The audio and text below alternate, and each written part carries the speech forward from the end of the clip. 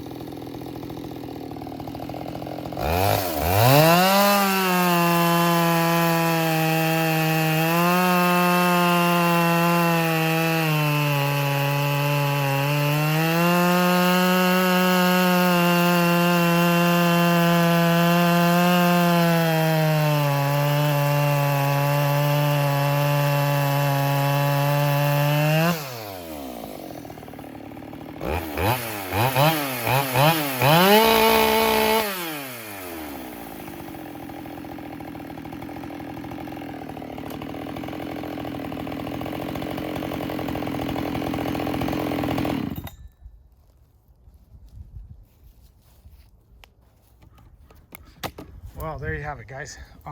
It's pulling nicely. That's basically, I gave it just a few licks on a brand new chain. This is a, I believe it's a Husqvarna chain or a Farmer Tech, whatever. So that's kind of what it is. The muffler maybe could have been more, but it's got a really big opening underneath the screen. Yes, I put the screen back in, and what I did is I went in from the other side, warbled out that kind of baffle tube that all the gas would have to go around and then come back up on each side. So I dremeled that out, pushed the top up a little bit, and it's got a, like I said, it's a pretty massive hole. So anyways, and it's a pretty much direct shot straight out from the cylinder, because I can see right out through there. So it's pretty much a direct shot. Of course, I can't tune this. It's already, you know, it's electronics.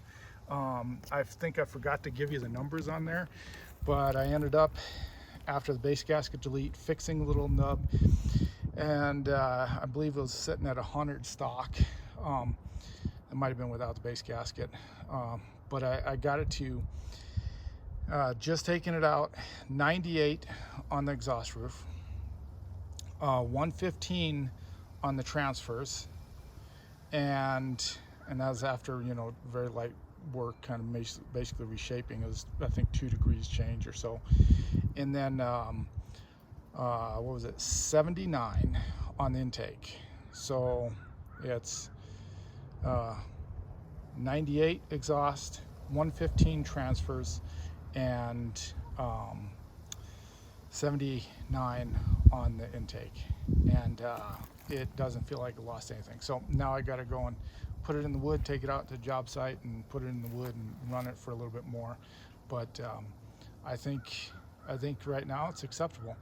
I'll have to compare it to a stock one to see how much gains are, because this is my first one, and the last time I ran one of these was so long ago I don't even remember how a stock one actually felt. So that's kind of where we're at. Hope you enjoyed this. Thank you for sticking around and watching it, and obviously it bounces off a rev limiter when it gets up there. So appreciate your support, and catch you on the next one.